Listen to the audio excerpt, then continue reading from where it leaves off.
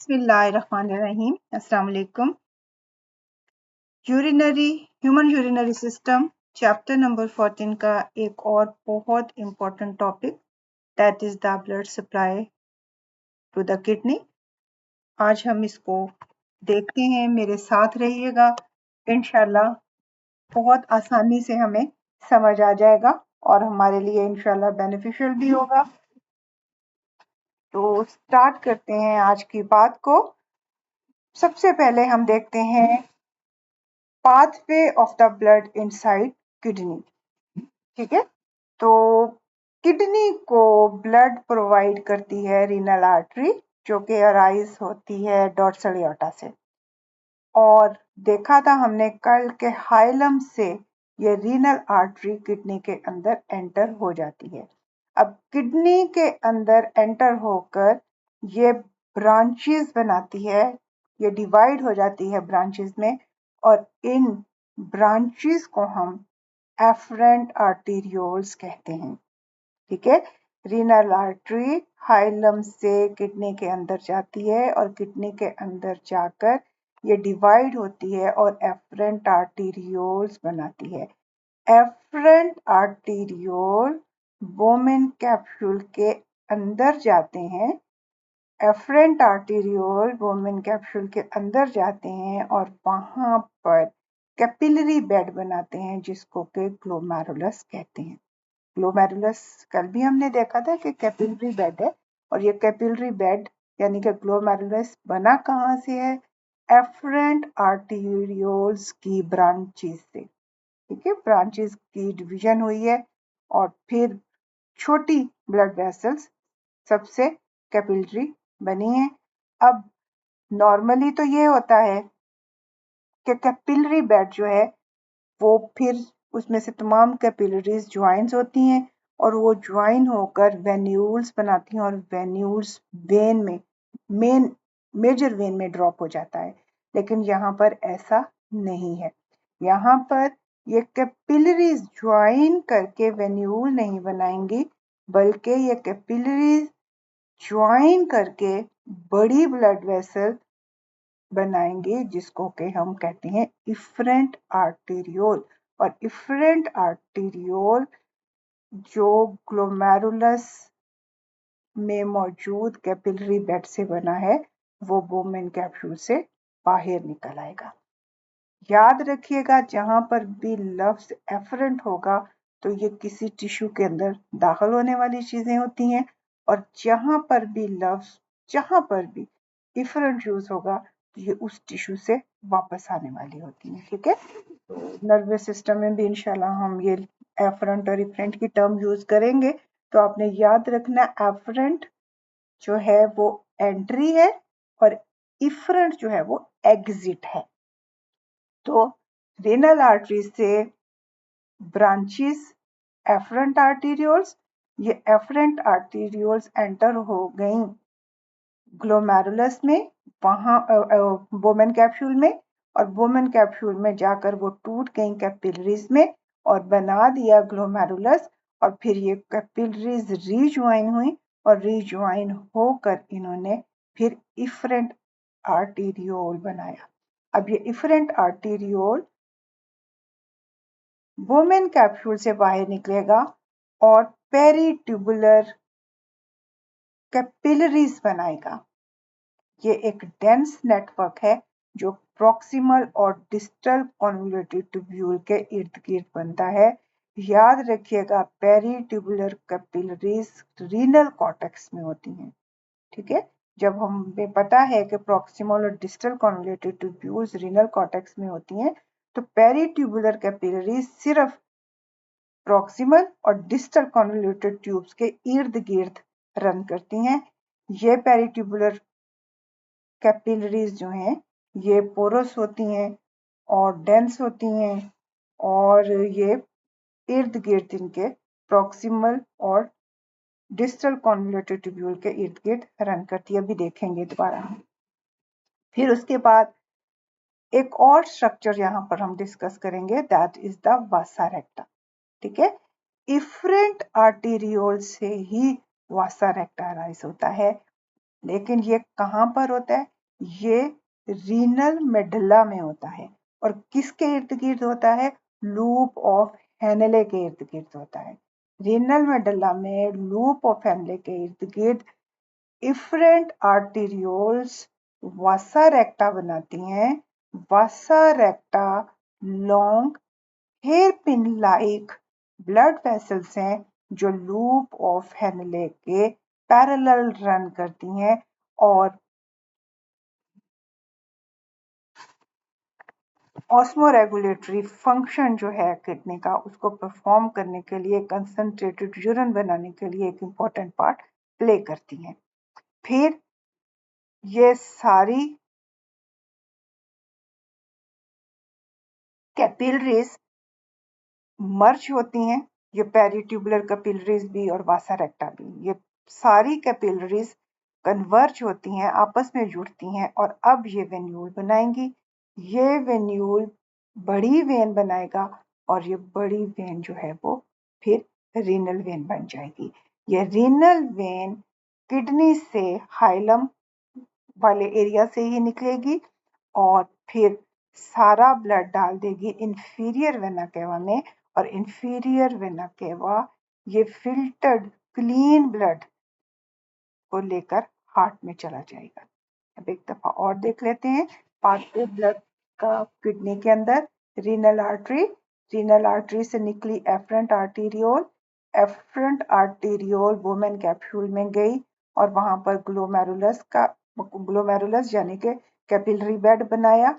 वो कैपिलरीज दोबारा ज्वाइन हुई और निकली वुमेन कैप्सूल से in the form of efferent arteriole और इफरेंट आर्टीरियोल फिर टूट गई कैपिलरीज में और कॉर्टेक्स के अंदर, रीनल कॉर्टेक्स के अंदर इन्होंने पेरिट्यूबुलर कैपिलरीज बनाई around proximal and distal convoluted tubule और स्ट्रेट हेयरपिन शेप्ड कैपिलरीज बनाई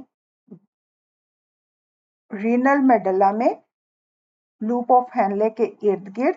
और फिर ये दोनों तरह की कैपिलरीज जो हैं ये आपस में कन्वर्ज हुई और फिर इन्होंने बनाया रीनल वेन्यूल और रीनल वेन्यूल ने बनाई मिलकर रीनल वेन। रीनल वेन ने ज्वाइन किया इंफीरियर वेना केवा को और इंफीरियर वेना केवा ब्लड को, वो ब्लड जो क्लीन है जिसमें अब नाइट्रोजनस वेस्ट का नहीं है, वो अब हार्ट में चला गया।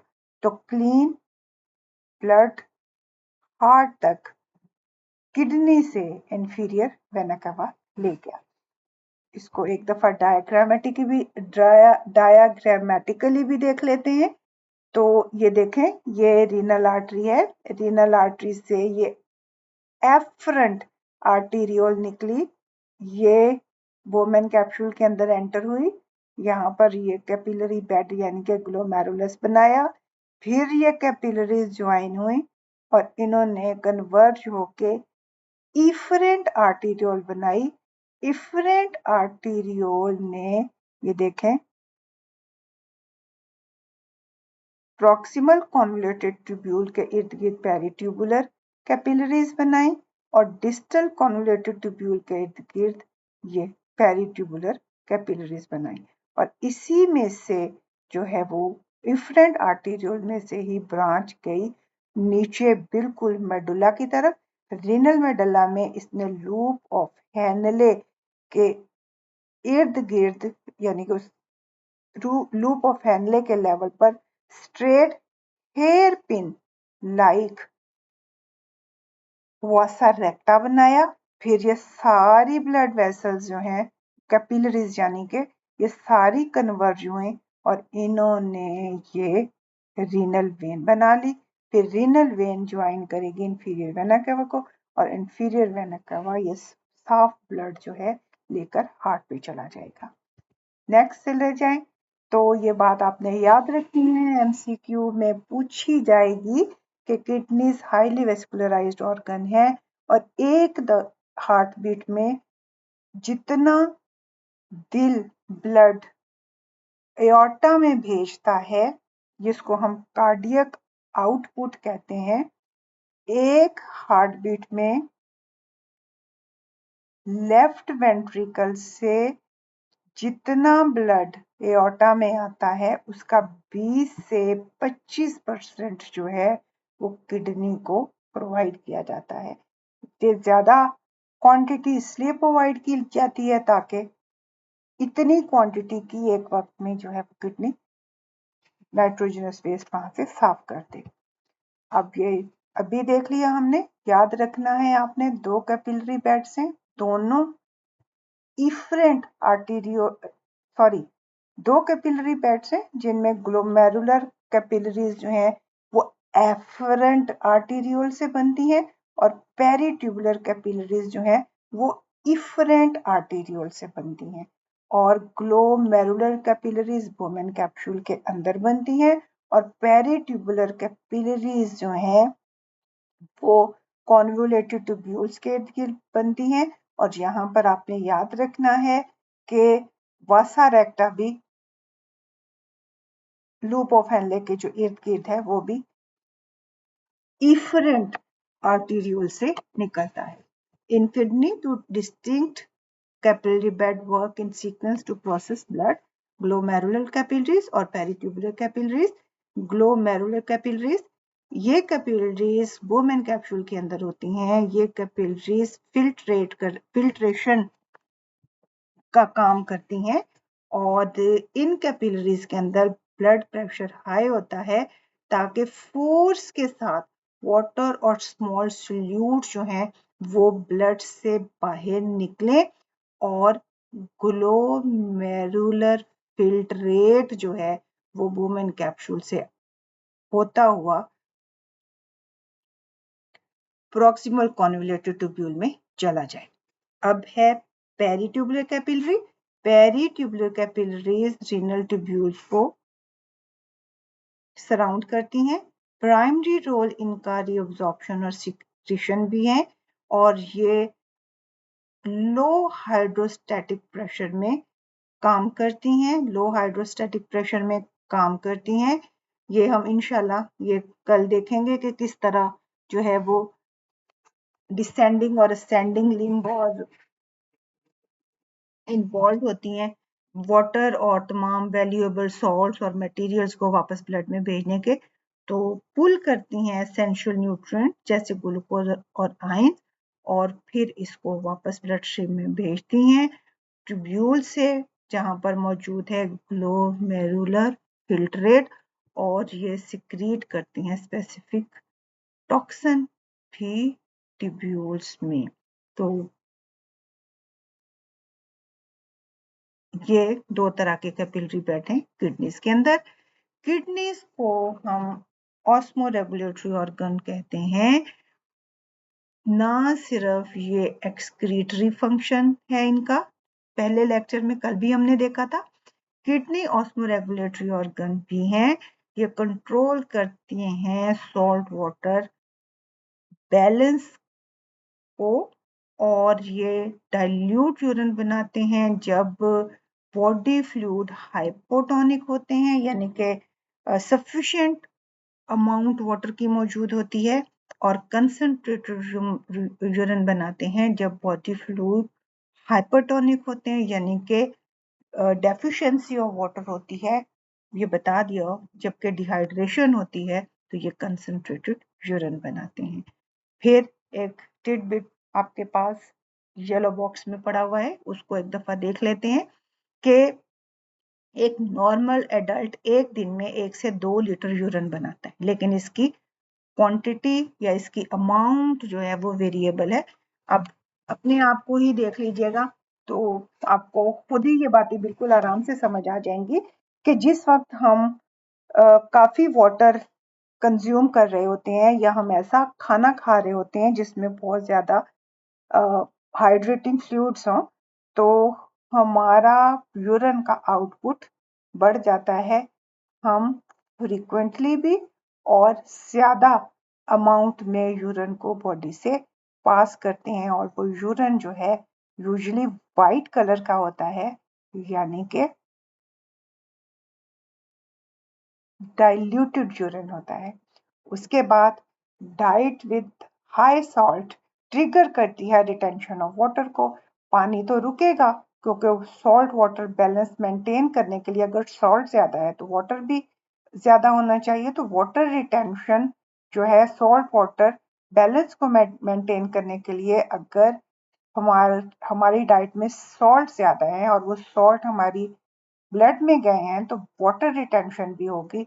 और फिर जो है, चूंकि वाटर इन सॉल्ट्स को डाइल्यूट करने के लिए हमने रखा है, तो यूरिन जो है वो कम आएगा। उसके बाद जिस वक्त हम फिजिकल एक्सरसाइज कर रहे होते हैं तो हम जोर जोर से सांस ले रहे होते हैं, हमारी रेस्पिरेटरी सर्फेसिस जो हैं वहां से वाटर एवेपोरेट हो रहा होता है, और साथ साथ हम स्वेटिंग भी हमारी बॉडी के ऊपर हो रही होती है। तो वाटर यहाँ से भी एवेपोरेट हो रहा है और यहाँ से भी स्वेट की एवेपोरेटिव कूलिंग से भी कम हो रहा है। तो जब वाटर कम होगा तो यूरिन का वॉल्यूम ड्रॉप हो जाएगा।